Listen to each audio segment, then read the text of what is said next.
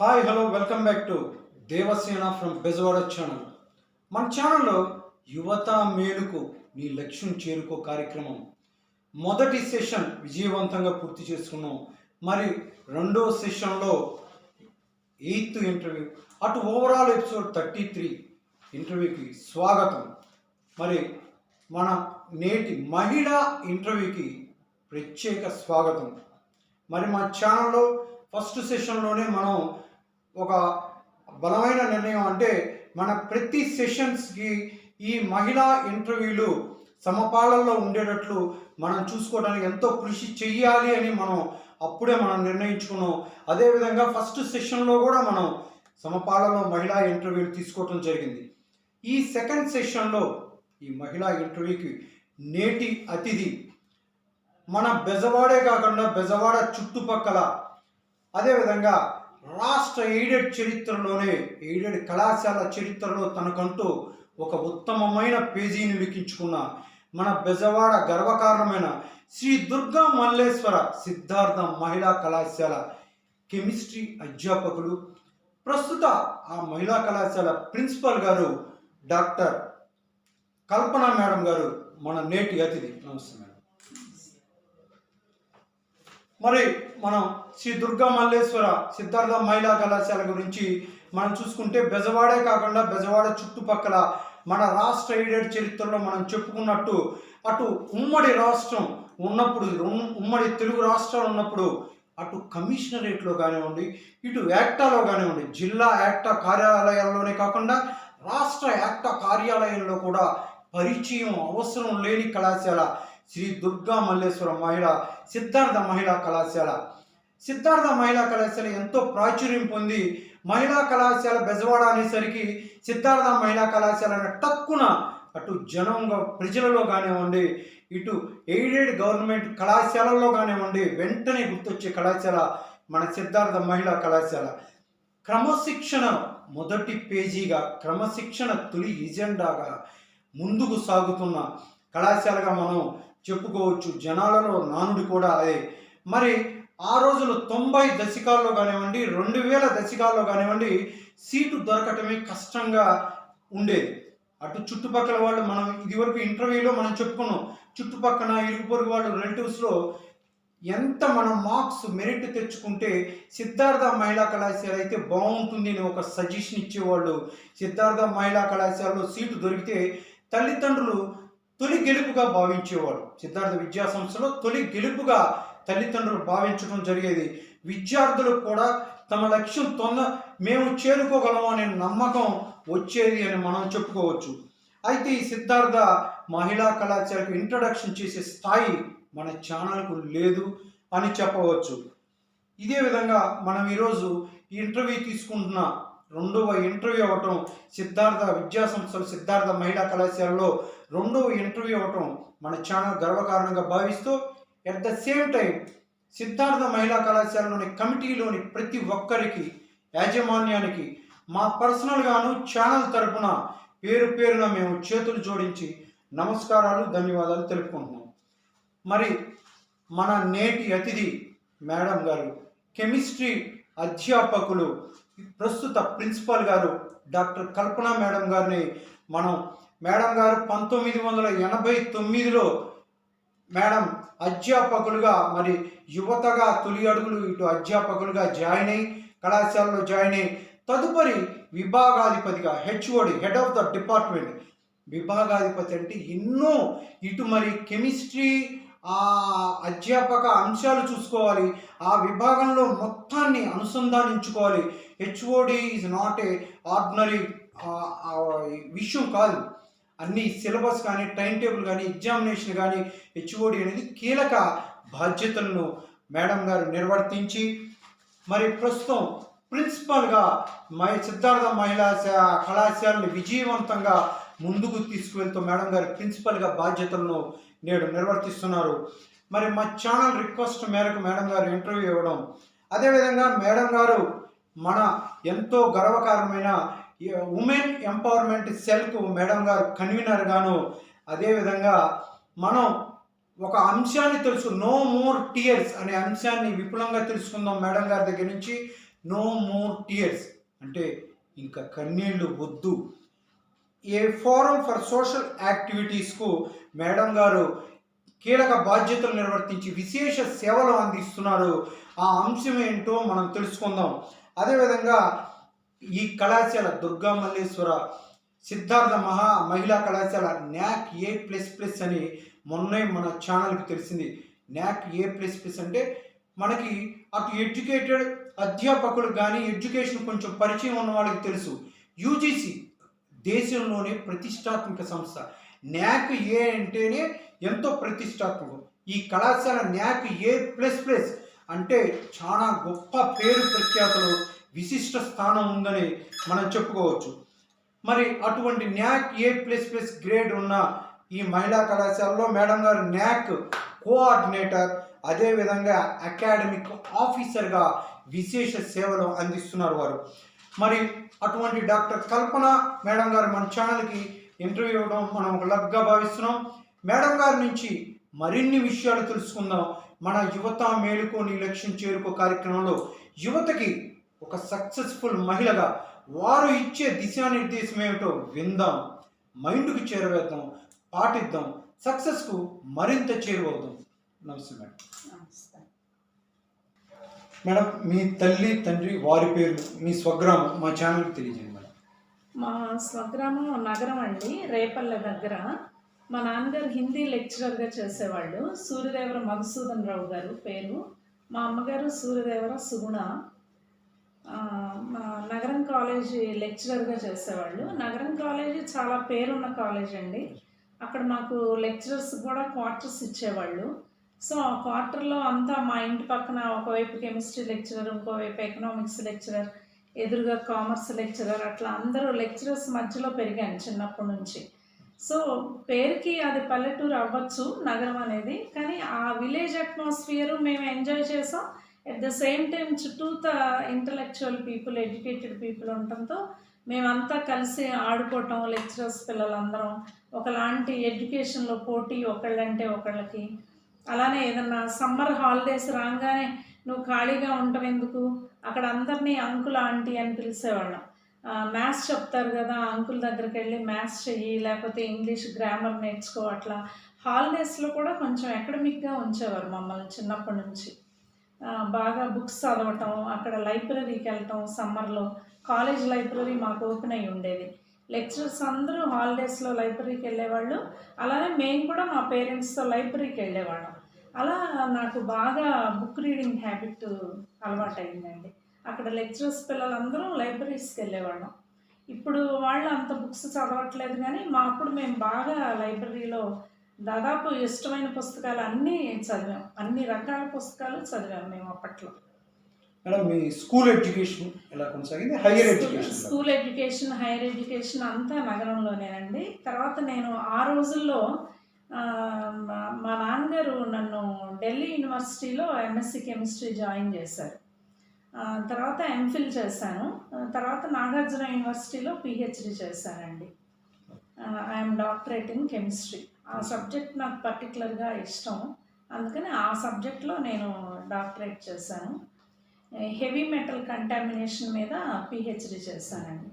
Heavy metal contamination అంటే ఈ భార లోహాలు ఉంటాయి కదా, అది వాటరు, అగ్రికల్చరల్ శాంపిల్స్లో మన కృష్ణా రివర్ వాటరు, ఏరియా వాటర్స్లో అవి ఎట్లా ఉంటాయి అన్న దాని మీద నేను పిహెచ్డి చేశాను నాగార్జున యూనివర్సిటీలో.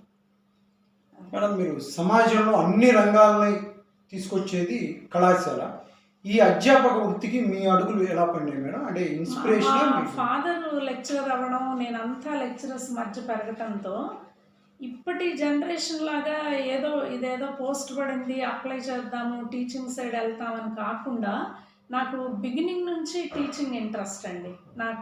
నాకు ప్యాషన్, టీచర్ అవ్వడం అనేది నా ప్యాషన్. మా నాన్నగారు కూడా లెక్చరర్ కావటంతో, ఆ వాతావరణంలో పెరగటంతో నాకు అసలు టీచర్స్ ఎట్లా బిహేవ్ చేస్తారు, ఎలా ఉంటారు, స్టూడెంట్స్తో గొడవలు ఎలా ఉంటాయి. మాకు నగరం కాలేజీలో హాస్టల్ కూడా ఉండేది. ఆ హాస్టల్లో స్టూడెంట్స్ కంప్లైంట్స్ వచ్చినప్పుడు అవన్నీ మా ఫాదర్ ఇంట్లో డిస్కస్ చేస్తుండేవారు. వాటిని ఎలా డీల్ చేశారు ఏంటనేది. సో నేను ఎడ్యుకేషన్ ఇంట్రెస్ట్తోనే నేను ఎంఫిల్ కూడా చేశాను. ఎంఎస్సి తర్వాత ఎంఫిల్ చేసి తర్వాత పిహెచ్డి చేశాను. సో నాకు బాగా ఇంట్రెస్ట్ అండి, నాకు పిహెచ్డి అనేది బాగా ఇంట్రెస్ట్. నేను డాక్టరేట్ అనేది నాకు బాగా ఇంట్రెస్ట్. అలా నేను టీచింగ్ మీద ఇంట్రెస్ట్తో నేను ఈ ప్రొఫెషన్ ఎంచుకున్నాను. అది. మేడం వివాహం పిల్లలు ఆ విషయాలు మన నేను మా హస్బెండ్ కూడా టీచర్ అండి. మాదంతా టీచర్స్ ఫ్యామిలీ అని చెప్పాలి. మా ఫాదర్ టీచరు, మా సిస్టరు లెక్చరరు. మా ఫాదర్ లెక్చరరు, మా సిస్టర్ లెక్చరరు, మా హస్బెండ్ కూడా లెక్చరరే. మా మామయ్య గారు టీచరు. మా పిల్లలు మాత్రం టీచింగ్ కాదు, ఇద్దరు హార్డ్వేర్ అదే సాఫ్ట్వేర్లో ఉన్నారండి. మా పాప స్నేహ వాసిరెడ్డి మురళీకృష్ణ, మా హస్బెండ్ వాసిరెడ్డి మురళీకృష్ణ. ఆయన కాలేజ్ ఆఫ్ ఇంజనీరింగ్ మస్కట్ లో వర్క్ చేస్తున్నారు. ఆయన ఇంగ్లీష్ ప్రొఫెసర్ ఇన్ ఇంగ్లీష్. అట్లానే మా పాప స్నేహ శాంటాండర్ బ్యాంక్లో తను బోస్టన్ నార్త్ ఈస్టర్న్ యూనివర్సిటీ బోస్టన్లో చదివింది. శాంటాండర్ బ్యాంక్లో చేస్తుందండి తను. మ్యారీడే, సెటిల్డ్. మా అల్లుడు ఐబిఎంలో చేస్తారు, ఇద్దరు సాఫ్ట్వేర్ ఇంజనీర్స్. తను ఇక్కడ విఆర్ సిద్ధార్థ ఇంజనీరింగ్ కాలేజ్లో చదివి విజయవాడలో, అక్కడ నుంచి ఎంఎస్కి ఆ యూనివర్సిటీకి వెళ్ళింది. తర్వాత బాబు కూడా అదే యూనివర్సిటీలో, నార్త్ ఈస్టర్న్ యూనివర్సిటీ బోస్టన్, కావాలనే పాప ఉన్న చోట అప్లై చేశాము. బాబు కూడా అక్కడే ఎంఎస్ చేశాడు. అక్కడ నుంచి తను ఇప్పుడు ఎంఎస్ అయిపోయిందండి బాబు. ఇప్పుడు మొన్నే ఎంఎస్ అయిపోయింది బాబుది. ఇప్పుడు తను జాబ్ కోసం ట్రయల్స్లో ఉన్నాడు. మేడం మీరు ఫస్ట్ జాబ్లో జాయిన్ అయినప్పుడు, ఆ రోజు యువత మీరు ఆ ఫస్ట్ జాబ్లో జాయిన్ అయినప్పుడు అధ్యాపకులుగా మీకు ఆ రోజు ఉన్న ఫీలింగ్ మా ఛానల్తో షేర్ చేసుకోండి. మేము మొదట్లో మేము యాక్చువల్గా లెక్చరర్స్గా జాయిన్ అయినప్పుడు స్టూడెంట్స్ కూడా చాలా ఎఫెక్షనేట్గా ఉండేవారు. వాళ్ళకి నేర్చుకోవాలన్న తపన ఉండేది. మేము ఎంత సబ్జెక్ట్ చెప్తే అంత గ్రాస్ప్ చేసేవాళ్ళు. కాన్సెప్ట్ ఓరియంటెడ్ టీచింగ్ ఏంటి, కాన్సెప్ట్ లేకుండా చెప్పడం ఏంటి అనే డిఫరెన్స్ కూడా స్టూడెంట్స్ అబ్జర్వ్ చేసేవాళ్ళు. చాలా తేడా ఉంది అప్పటి జనరేషన్కి ఇప్పటి జనరేషన్కి. నేను దాదాపు 32 years అయిందండి టీచింగ్లో జాయిన్ అయ్యి. ఫస్ట్ జనరేషన్స్లో మేము కూడా చాలా రిఫర్ చేసేవాళ్ళం బుక్స్. స్టూడెంట్స్ ఈ క్వశ్చన్ అడుగుతారేమో, టెక్స్ట్ బుక్లో ఉన్నది ఇది చాలదు, ఇంకా డెప్త్ టీచ్ చేయాలి వీళ్ళకి అన్న ఇంట్రెస్ట్ ఉండేది. బట్ ఇప్పుడు స్టూడెంట్స్ ఏంటంటే వాళ్ళకి కాన్సెప్చువల్ టీచింగ్ ఉందా లేదా, అసలు కాన్సెప్ట్స్ చెప్తున్నారా లేదా, ఇదంతా కాదు. సబ్జెక్ట్ అర్థమవుతుందా లేదా కూడా అక్కర్లేదు వాళ్ళకి. ఈ ఎగ్జామినేషన్లో పాస్ అయ్యామా లేదా, అది ఒక్కటే మోటోగా ఉంటున్నారు స్టూడెంట్స్. అంతేగాని ఆ డీప్ కాన్సెప్ట్స్ కానీ, దానికి సంబంధించి రిఫర్ చేయటం కానీ, టెక్స్ట్ బుక్స్ కాకుండా అదర్ బుక్స్ రిఫర్ చేయటం, ఇదంతా పోయిందండి. కేవలం ఎగ్జామినేషన్ పాయింట్ ఆఫ్ వ్యూతో ఏం చెప్తున్నారు, ఏం రాస్తున్నాం, ఎన్ని మార్కులు వచ్చినాయి అనే ధోరణికి స్టూడెంట్స్ వచ్చారు. ఇది చాలా దురదృష్టకరం. ఈ కొంచెం కాన్సెప్ట్ ఓరియంటెడ్గా టీచ్ చేసే స్టాఫ్ తగ్గారు ఒక రకంగా చెప్పాలంటే. స్టూడెంట్స్ కూడా అలా ఉండట్లేదు మాకు పర్టికులర్ డిగ్రీ కాలేజెస్లో. అండ్ స్కూల్ లెవెల్ నుంచి కూడా ఆ కాన్సెప్ట్ ఓరియంటెడ్ టీచింగ్ అనేది ఎట్లయినా కొంత తగ్గుతుంది. ఎంతసేపు ఎగ్జామినేషన్ దృష్టిలో పెట్టుకుని మాత్రమే టీచింగ్ జరుగుతుంది, స్టూడెంట్స్ కూడా అదే ధోరణిలో ఉంటున్నారు. మేడం మీరు ఈ కళాశాలలో అధ్యాపకులుగా జాయిన్ అయ్యారు మేడం. ఆ జాయినింగ్ తర్వాత హెచ్ఓడి విభాగాధిపతి, అంటే అనేక బాధ్యతలు, విభాగం మొత్తాన్ని అటు ఎగ్జామినేషన్స్ కానీ ఇటు సిలబస్ టైం టేబుల్ మొత్తం చూసుకోవాలి. తదుపరి మీరు ప్రిన్సిపాల్ ఓల్డ్ కాలేజీకి. ఈ జ్ఞాపకాలు కానీ ఈ సర్వీస్, లాంగ్ సర్వీస్, ఆ జ్ఞాపకాలు మా ఛానల్తో షేర్ చేసుకోండి. నేను ముందే చెప్పినట్టుగా నేను టీచింగ్ ప్యాషన్గా ఈ ప్రొఫెషన్కి వచ్చాను కాబట్టి నాకు టీచింగ్ బాగా interest. At the same time మేము ఫస్ట్ లెక్చరర్గా జాయిన్ అయిన తర్వాత మాకు కొన్ని ఇంటర్వ్యూస్ అట్లా కండక్ట్ చేశారు. తర్వాత నేను హెడ్ ఆఫ్ ద డిపార్ట్మెంట్ అయ్యాను. హెడ్ ఆఫ్ ద డిపార్ట్మెంట్ అయినప్పుడు చదువుతో పాటుగా ఓవరాల్ పర్సనాలిటీ డెవలప్మెంట్ ఉండాలి స్టూడెంట్స్కి అన్న ఉద్దేశంతో డిపార్ట్మెంట్లో రకరకాల యాక్టివిటీస్ కండక్ట్ చేసేవాళ్ళం. Out of the text books, వాళ్ళకి ఆ టెక్స్ట్ బుక్ రిలేటెడ్ కూడా ఇంకా ఏ విషయాలు వాళ్ళు నేర్చుకుంటే బాగుంటుంది అన్న విషయం మీద చాలా యాక్టివిటీస్ కండక్ట్ చేసేవాళ్ళం. కాన్సిక్వెంట్గా బెస్ట్ డిపార్ట్మెంట్ అనేటువంటి అవార్డు కూడా మాకు 4-5 ఏళ్ళు వరుసగా వచ్చిందండి. అంటే చాలా నాకు అవుట్ ఆఫ్ ద బాక్స్ అంత క్రియేటివ్గా ఆలోచించి చాలా యాక్టివిటీస్ డిపార్ట్మెంట్లో చేసేవాళ్ళం.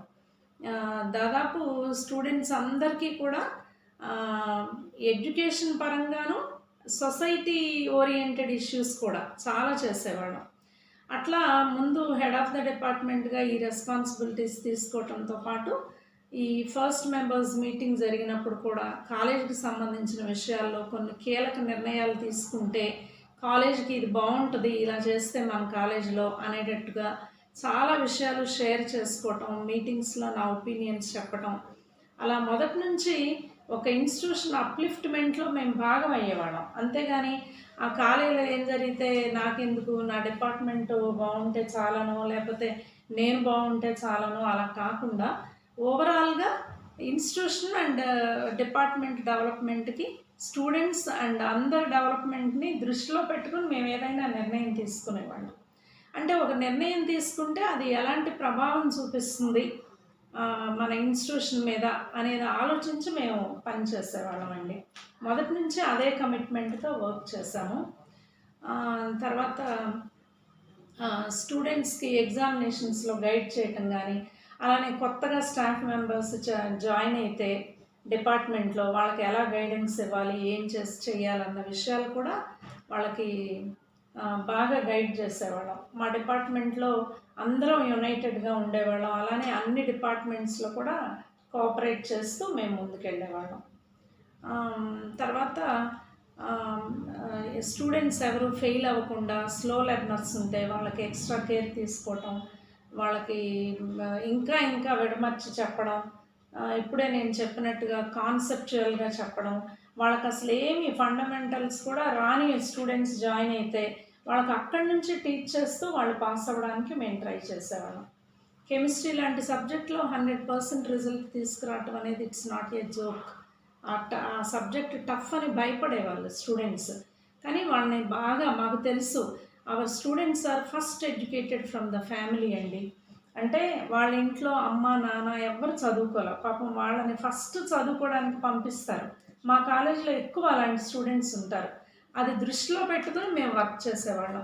వాళ్ళకి ఎలాంటి నష్టం జరగకూడదు, వాళ్ళు పాస్ అవ్వాలి, వీళ్ళు పాస్ అయితే ఈ కుటుంబానికి ఇది చాలా ఉపయోగం ఈ డిగ్రీ అన్న విషయం దృష్టిలో పెట్టుకుని మేము పనిచేసేవాళ్ళం మొదటి నుంచి కూడా. మనం సిద్ధార్థ మహిళా కళాశాల మన బెజవాడే కాకుండా రాష్ట్రంలో ఒక అత్యుత్తమ పేరు తెచ్చుకుంది. ఎవరైనా సిద్ధార్థ మహిళా కళాశాల అంటే పరిచయం అవసరం లేదు మేడం. ఇటు మహిళా కళాశాల, అటు అట్ ద సేమ్ టైము మహిళా హాస్టల్, రెండింటినీ అనుసంధానం చేస్తూ గొప్ప పేరు ప్రఖ్యాతులు తెచ్చుకున్న కళాశాల. ఆ కళాశాలలో మీరు లాంగ్ సర్వీస్ అధ్యాపకులుగా ఎయిడెడ్ ప్రిన్సిపల్గా కొనసాగారు. మరి అటువంటి శ్రీ దుర్గా మల్లేశ్వర సిద్ధార్థ మహిళా కళాశాల గురించి మీ అంతరంగం, మీ మాటల్లో మా ఛానల్. సిద్ధార్థ మహిళా కళాశాల అనేది ఆడపిల్లలకి the best institution I can say. ఎందుకనంటే వన్స్ కాలేజీలోకి వచ్చిన తర్వాత వాళ్ళు చాలా చక్కగా చదువుతో పాటు అనేక అంశాల్లో మేము శిక్షణ ఇస్తాం. ఎన్సిసి అని కానీ, ఎన్ఎస్ఎస్ అని కానీ, అట్లానే ఇంకా అదర్ యాక్టివిటీస్ చాలా, ఈకో క్లబ్ యాక్టివిటీస్. ఒక ఓవరాల్ పర్సనాలిటీ డెవలప్మెంట్ రావాలంటే, అంటే ఒక పరిపూర్ణ వ్యక్తిత్వం రావటం కోసం ఆడపిల్లలకి ఎన్ని యాక్టివిటీస్ చేయొచ్చో అన్నీ మేము కాలేజీలో చేయిస్తామండి. ఫర్ ఎగ్జాంపుల్ మాకు ఉమెన్ ఎంపవర్మెంట్ సెల్ అని ఉంది. నేను చాలా సంవత్సరాలు దానికి కన్వీనర్గా చేశాను. అసలు ఆ సెల్ స్టార్ట్ చేసిందే నేను కాలేజ్లో. ఆ ఉమెన్ ఎంపవర్మెంట్ సెల్లో మేము రకరకాల ప్రోగ్రామ్స్ చేసేవాళ్ళం. చాలా గెస్ట్ లెక్చర్స్, సెమినార్స్, ఈ సోషల్ వర్కర్స్, ఈ ఉమెన్ యాక్టివిటీస్లో ఎక్కువగా ఉండేవాళ్ళు. అలాంటి వాళ్ళందరినీ తీసుకొచ్చి వాళ్ళని పరిచయం చేయటం, మనం చదువుకోవటంతో పాటు ఉద్యోగం చేయటంతో పాటు సోషల్ వర్క్ కూడా కొంతవరకు మనం కంట్రిబ్యూట్ చేయాలి సొసైటీకి అనే విషయం కూడా వాళ్ళకి ఇంకల్కేట్ చేసేటట్టు. అట్లానే ఒక డొమెస్టిక్ వైలెన్స్ మీద ఒక ఇంటర్నేషనల్ సెమినార్ కూడా ఫస్ట్ టైం మేము కాలేజీలో ఆర్గనైజ్ చేసాం. అట్లానే ఎయిడ్స్ గురించి ర్యాలీలు చేయటం కానీ, అట్లాంటి బోల్డ్ అన్ని కార్యక్రమాలు, ఏదైనా ఒక అనుకోని సంఘటన జరిగినప్పుడు, గ్యాంగ్ రేప్ జరిగినప్పుడు, అలాంటివి జరిగినప్పుడు వాటికి ఎగనెస్ట్‌గా మా వాయిస్ వినిపించేవాళ్ళం మేము ధర్నాల రూపంలో అట్లా. అలాంటి ఇన్సిడెంట్స్‌కి తప్పకుండా సొసైటీలో మా వంతు కృషిగా మేము మా హెల్పింగ్ హ్యాండ్ ఇస్తూ ఉండేవాళ్ళం. ఏమన్నా ప్రదర్శనలు అది చేయాలన్నా మా పిల్లలు ప్లెకార్డ్స్ పట్టుకొని వెళ్ళటం అట్లా జరిగేది. దానివలన ఏంటంటే వీళ్ళు చదువు ఒక్కటే కాదు, అన్ని రకాల అంశాల్లో వాళ్ళకి అవగాహన వచ్చేటట్టుగా మేము ప్రయత్నించేవాళ్ళం. అందుకని నేను అందరు పేరెంట్స్‌కి చెప్పేదేంటంటే, ours is the best education. అలానే డిసిప్లిన్ అండి. సిద్ధార్థ మహిళా కళాశాల అంటే డిసిప్లిన్‌కి మారుపేరు. ఏదైనా చిన్న ఇన్సిడెంట్ జరిగినా పోన్లే అన్నట్టుగా మేము అసలు చూసి చూడనట్టు వదిలేయమండి. ఆ ఇష్యూ ఎందుకు జరిగింది? అది దాని వెనక బ్యాక్‌గ్రౌండ్ ఏంటి? అసలు ఆ ఇష్యూ జరగకుండా మనం ఏం చేయగలం ఇన్‌స్టిట్యూషన్ వైపు నుంచి? అలా ఏదైనా కొన్ని ఇష్యూస్ జరిగినప్పుడు మేము అవసరమైతే హెడ్ ఆఫ్ ద డిపార్ట్మెంట్స్ అందరం ఒక మీటింగ్ కండక్ట్ చేసుకుని, ఇది ఇలా జరిగింది, ఇది జరగకుండా ఉండాలంటే ఏం చేయాలి? అందులో మనం తీసుకున్న నిర్ణయాల్లో, అమలు చేస్తున్న నిర్ణయాల్లో ఏమన్నా తప్పులు ఉన్నాయా? లేకపోతే స్టూడెంట్‌దే తప్పా? అది అది అక్కడితో ఆగిపోతుందా? ఈ సమస్య కంటిన్యూ అయ్యే అవకాశం ఉందా? అలా దూరంగా దాని గురించి ఆలోచించి నిర్ణయాలు తీసుకుంటాం ఏదైనా. అంతేగాని ఏదైనా ఇన్సిడెంట్ జరిగినప్పుడు అది అయిపోయిందిలే ఇన్సిడెంట్స్ అన్నట్టు చెరిపేయం. దాని వెనక ముందు ఫ్యూచర్‌లో దాని ఎఫెక్ట్స్ ఏమున్నాయనేది ఆ సమస్యను అన్ని కోణాల్లో ఆలోచించి, చర్చించి నిర్ణయం తీసుకుంటాం. అలానే ఇక్కడ స్టూడెంట్స్‌కి చాలా రకాల యాక్టివిటీస్ ఇప్పుడు సమ్మర్‌లో కూడా టైలరింగ్ గానీ, టూ వీలర్ డ్రైవింగ్ లాంటివి అదర్ స్టూడెంట్స్‌కి కూడా నేర్పటం. ఇంకా ఇక్కడ స్టూడెంట్స్‌కి రకరకాల యాక్టివిటీస్ వాళ్ళ పర్సనాలిటీ డెవలప్‌మెంట్‌కి సరిపోను చాలా యాక్టివిటీస్ చేస్తాం కాలేజ్‌లో. అందుకని పేరెంట్స్‌కి నేను ఇచ్చే సజెషన్ ఏంటంటే, మన దగ్గర కోర్సెస్ కూడా సైన్సెస్ వాళ్ళకి సైన్సెస్‌లో, అలానే అదర్ డిపార్ట్మెంట్స్ ఆర్ట్స్ వాళ్ళకి కూడా ఏ కోర్సు మీరు చదవాలన్నా మన కాలేజ్‌లో ఆ కోర్సుకు సంబంధించిన అంశాలన్నీ ఇక్కడ ఉన్నాయి అడ్మిషన్ తీసుకునే వాళ్ళకి కూడా. అందుకని this is the best college. మా కాలేజ్ 9:45 to 4:15 వర్క్ చేస్తామండి. లోపలికి ఎంటర్ అయిన స్టూడెంట్ ప్రిన్సిపల్ గ్రీన్ సిగ్నేచర్ ఉంటేనే గేట్ దాటి బయటికి వెళ్తారు. ఈలోపు వాళ్ళు గేట్ దాటి బయటికి వెళ్ళడానికి అవకాశం ఉండదు. ఎప్పుడో ఏదైనా ప్రాక్టికల్ ఎగ్జామ్స్ అవి జరుగుతుంటే వాళ్ళకి ప్రాక్టికల్ ముందు అయిపోతే ఎగ్జామ్స్ ఎప్పుడన్నా వెళ్తారు, వాళ్ళతో పాటు ఎవరన్నా డే స్కాలర్స్ కూడా పర్మిషన్ అడిగి వెళ్ళటం తప్ప ఒక గ్రీన్ పెన్ సిగ్నేచర్ లేనిది మన క్యాంపస్ దాటి స్టూడెంట్స్ బయటకు వెళ్ళటానికి అవకాశం లేదు. అందుకని మనకి ఇంకొకటి ఏంటంటే, మనం ఒక 25 మంది స్టూడెంట్స్కి ఒక టీచర్ని పెడతాం. ట్యూటర్ వార్డ్ సిస్టమ్ అంటాం దాన్ని. అంటే ఆ 25 మంది బాగోగులు, వాళ్ళకి మార్క్స్ ఎలా వచ్చినాయి, వాళ్ళు ఎలా చదువుతున్నారు ఏంటనేది ఆ 25 మంది స్టూడెంట్స్ని ఆ టీచర్ పట్టించుకోవాలి. వాళ్ళకి ఎన్ని మార్క్స్ వచ్చినాయి, ఆ పేరెంట్స్కి ఇన్ఫార్మ్ చేయటం, పేరెంట్ టీచర్ మీటింగ్స్ కండక్ట్ చేస్తాం, యాబ్సెంట్ అయితే ఫోన్ చేసి చెప్తాము, మెసేజ్లు పంపిస్తాం మీ స్టూడెంట్ ఈరోజు కాలేజీకి రాలేదని. అలా మేము చాలా పర్సనల్ కేర్ తీసుకుంటాం కాలేజీలో. వీలైనంత వరకు స్టూడెంట్ ఫెయిల్ అవ్వకుండా మ్యాక్సిమం మా కృషి చేస్తామండి.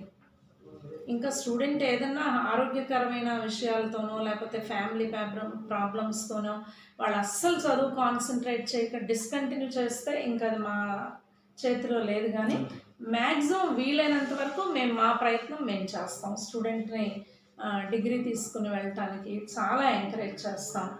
అప్పుడప్పుడు మీటింగ్స్ పెట్టి మాట్లాడతాము. చాలా మీరు రోజు పేపర్లో చూస్తూ ఉంటారు సిద్ధార్థ మహిళా కళాశాలలో జరిగే యాక్టివిటీస్. మా వాళ్ళు ఇందులోనే కాదండి, స్పోర్ట్స్ అండ్ గేమ్స్లో కూడా ఎక్సలెంట్గా ఉంటారు.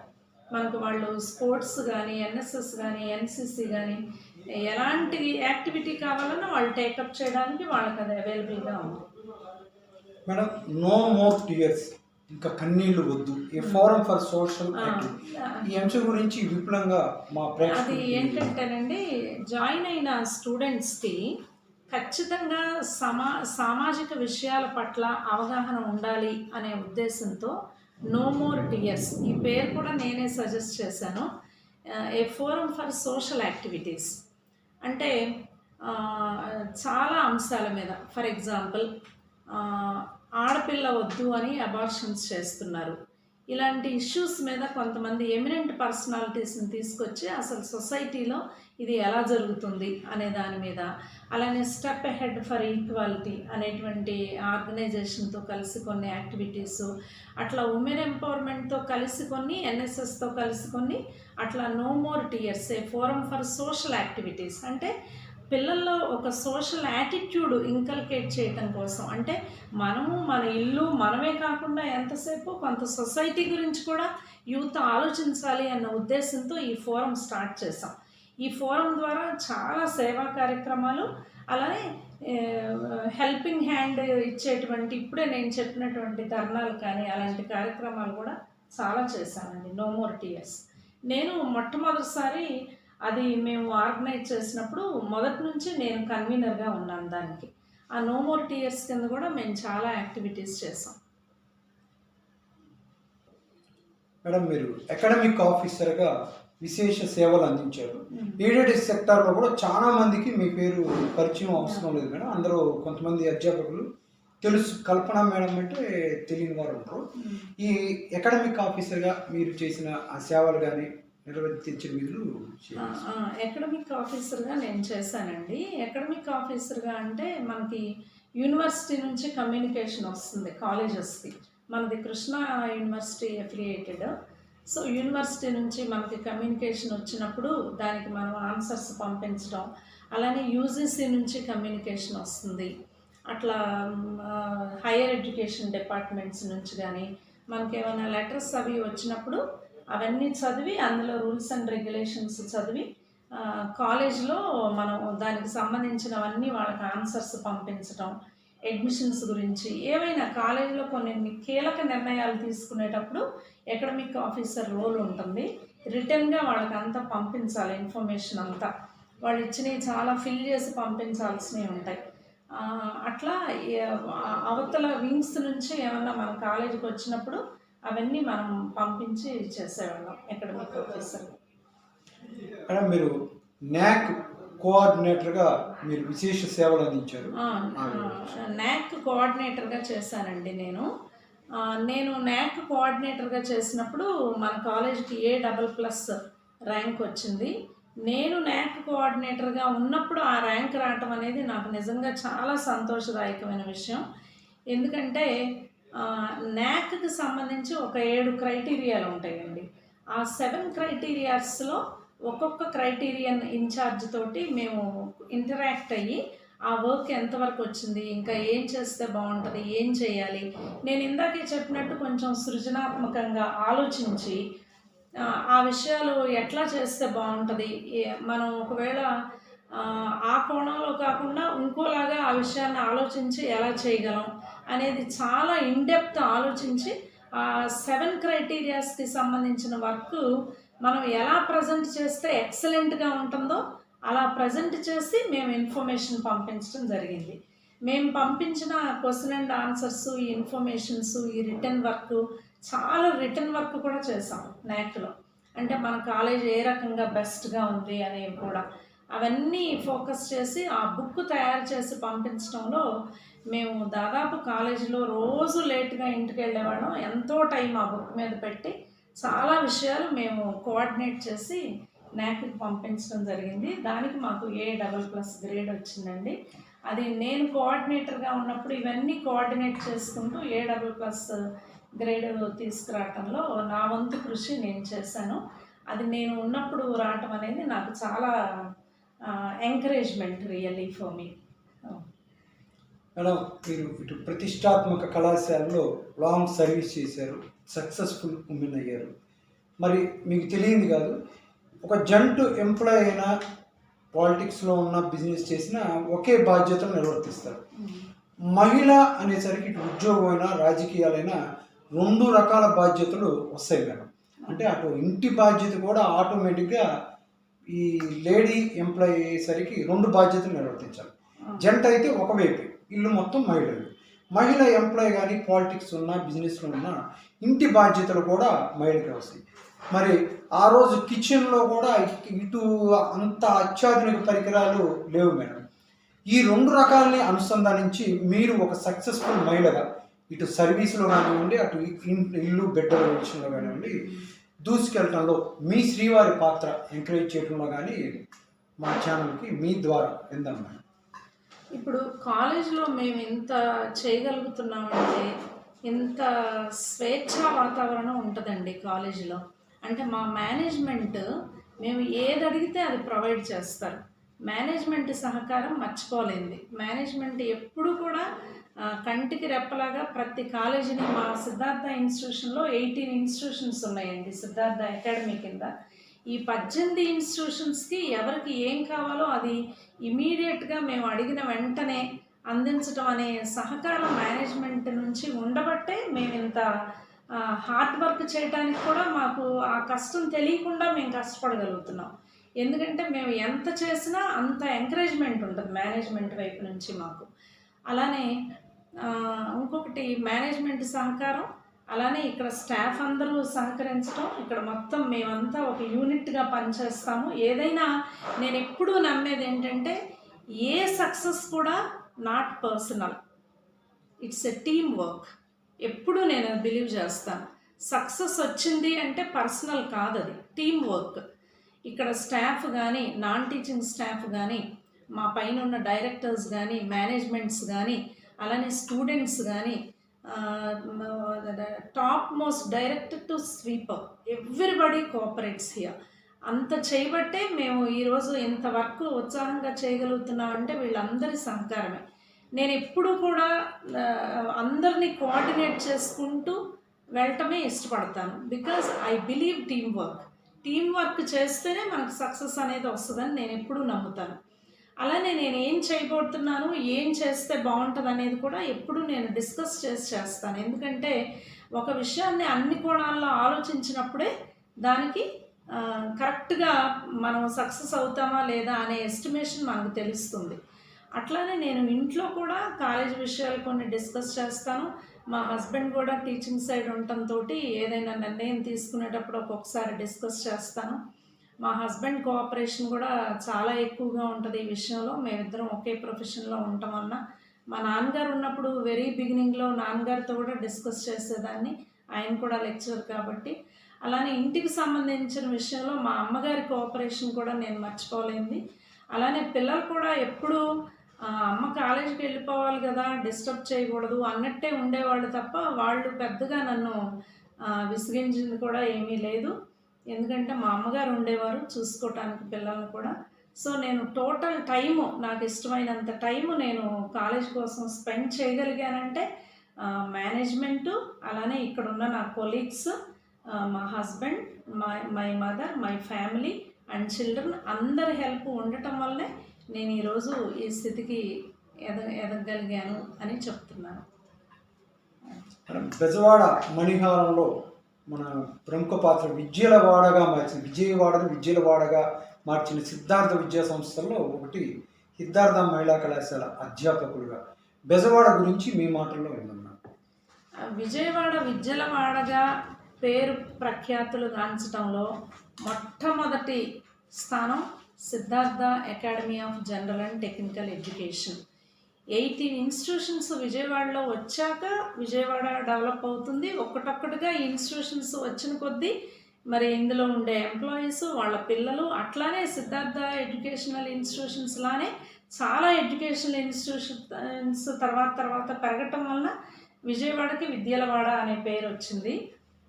అలా మొత్తం మీద ఎడ్యుకేషన్ విద్యారంగంలో ఒక మంచి మార్క్ వేయటంలో మొట్టమొదటి స్టోన్ అనేది Siddhartha academy of general and technical education వారు వేశారంటాం అతిశయోక్తి కాదండి.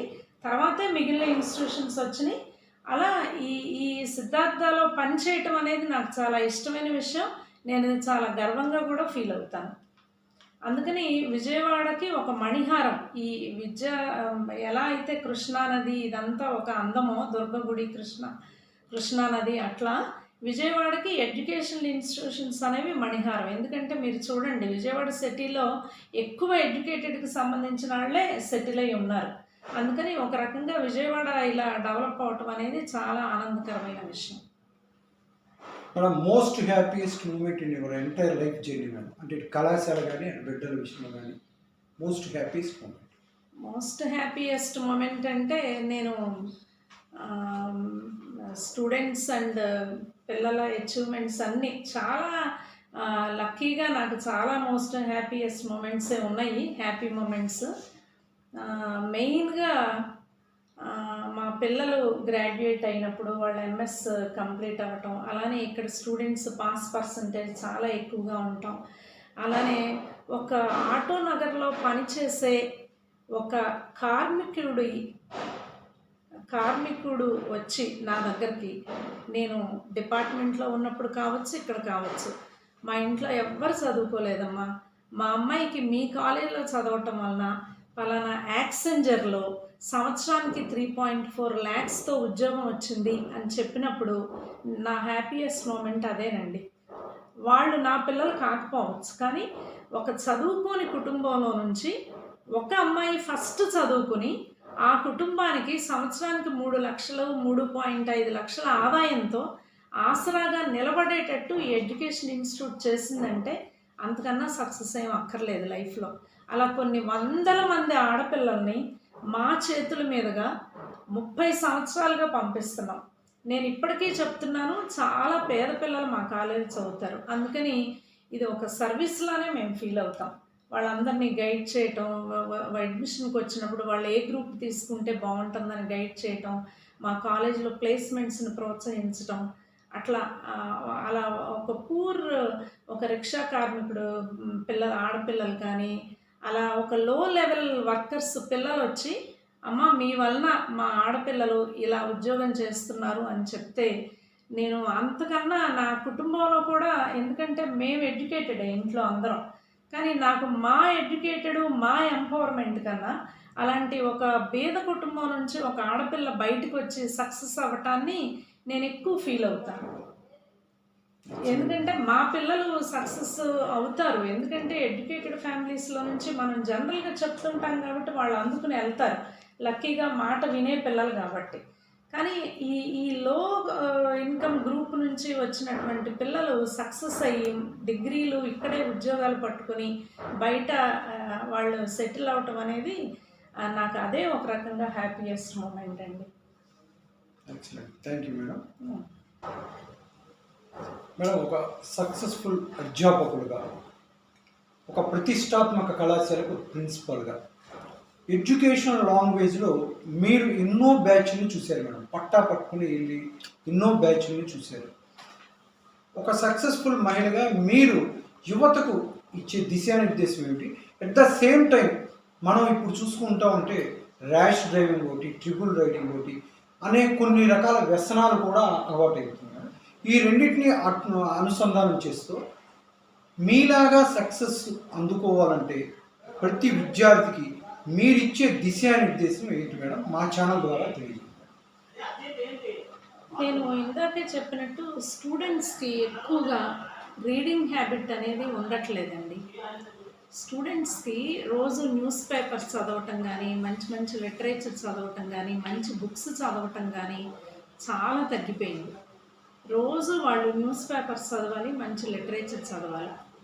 ఇంకా ఏంటంటే ఎంతసేపు ఎగ్జామినేషన్ పాయింట్ ఆఫ్ వ్యూతో కాకుండా they have to understand the in between lines వాళ్ళు అర్థం చేసుకోగలగాలి, కాన్సెప్ట్స్ అర్థం చేసుకోగలగాలి. అలానే వీళ్ళు కెరియర్ ఓరియంటెడ్గా ఉంటున్నారు కాదంటల్లా, కానీ సక్సెస్ అయిన వాళ్ళు అంతటితో ఆగిపోకూడదు. ఆ కెరియర్లో ఇంకా ఇంకా ఎలా ముందుకెళ్ళాలి అనేది ఆలోచించగలగాలి. అలానే చాలా హార్డ్ వర్క్ చేయగలగాలి. ఇప్పుడు స్టూడెంట్స్లో హార్డ్ వర్క్ అనేది చాలా తగ్గిపోతుంది రోజు రోజుకి. ఆ కష్టపడటం అనేది చాలా ఇష్టంగా వాళ్ళు చేయగలగాలి.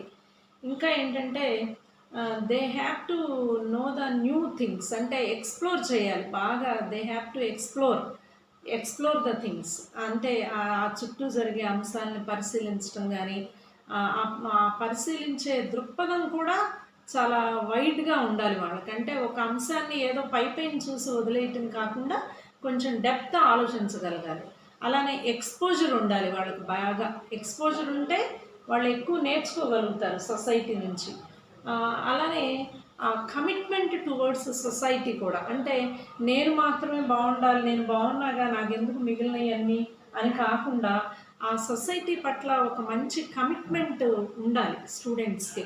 అట్లానే కన్సర్న్ టువర్డ్స్ ద ఫ్యామిలీ. ఇప్పుడు ఎలా అయిపోతున్నారంటే స్టూడెంట్స్, నేను ఇంపార్టెంటు, నాకు ఇది బాగానే ఉంది, ఇంకా నా ఫ్యామిలీ మెంబర్లు ఇవన్నీ ఎందుకు నాకు, నేను బాగానే ఉన్నాను కదా అని వాళ్ళు ఇష్టమైన పని వాళ్ళు చేస్తున్నారు తప్ప, నేను ఒక కుటుంబంలో భాగం, నా తల్లిదండ్రుల్ని, అక్క చెల్లెళ్ళు, నా రిలేటివ్స్, నా సర్కిల్లో నుంచి నేను ఆలోచించాలి అనేది ఉండట్లేదు.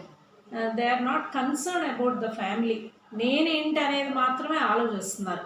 సో తను చేసే పని తన కుటుంబం మీద, తన పరిసరాల మీద, సమాజం మీద ఎలాంటి ప్రభావం చూపిస్తుంది అనేది వాళ్ళు ఖచ్చితంగా ఆలోచించాలి. ఆ ఫ్యామిలీ పట్ల కన్సర్న్ ఉండాలి. అలానే కొంత కామన్ సెన్స్ కూడా తగ్గిపోతుంది. ఏదో ఇప్పుడు ఎవరో సోషల్ మీడియాలో లైక్ చేస్తే లైక్ పెడుతున్నారు, కంటిన్యూ చేస్తున్నారు, అట్లా కాదు. ఒక కామన్ సెన్స్ ఉండాలి. ఈ పని నేను చేయడం వలన ఇది మంచా చెడా, ఈ పని అసలు నేను చెయ్యొచ్చా లేదా అన్న కామన్ సెన్స్ లేకుండా, ఆలోచన లేకుండా ముందుకెళ్ళిపోతున్నారు. అట్లానే వాళ్ళకి ఆ ఎంథూజియాజం కూడా ఇంకా పెరగాలి. అంటే ఒక విషయం నేర్చుకోవాలి, ఈ విషయం నేర్చుకోవాలి, ఇది నేర్చుకుని దీని గురించి నేను ఆలోచించాలి, దీని గురించి ఇంకొంత డెప్త్ థింక్ చేయాలి అనేది కూడా లేకుండా ఏదో పైన చూసేస్తున్నారు. అట్లా కాకుండా కొంత సీరియస్ థింకింగ్ అనేది స్టూడెంట్స్కి రావాలి. ఇది రావాలంటే స్టూడెంట్స్లో ఆ జీవితం పట్ల ఒక రకమైన ఆశావహ దృక్పథం, అట్లానే ఒక సీరియస్ థింకింగ్ అనేది ఉండటం చాలా అవసరం. దానికి తప్పనిసరిగా పేరెంట్స్ కూడా చాలా టైం స్పెండ్ చేయాలి.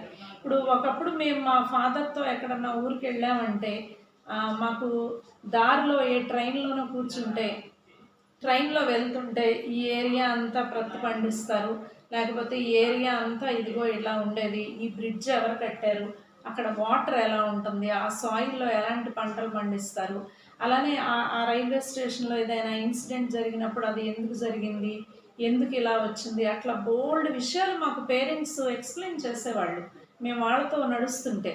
నేను ఇప్పుడు కాలేజీకి వస్తూ రోజు చూస్తాను, బెంచ్ సర్కిల్ దగ్గర సిగ్నల్ లైట్స్ పడినప్పుడు ఫాదర్ ముందు డ్రైవ్ చేస్తూ ఉంటారు, వెనక పాప సెల్ ఫోన్ చూసుకుంటా కూర్చుని ఉంటుంది. అంటే ఆ ఇంటరాక్షన్ అనేది తగ్గిపోతుంది పేరెంట్స్కి, పిల్లలకి. ఎవరి గొడవల్లో వాళ్ళు ఉంటున్నారు. This is not good sign.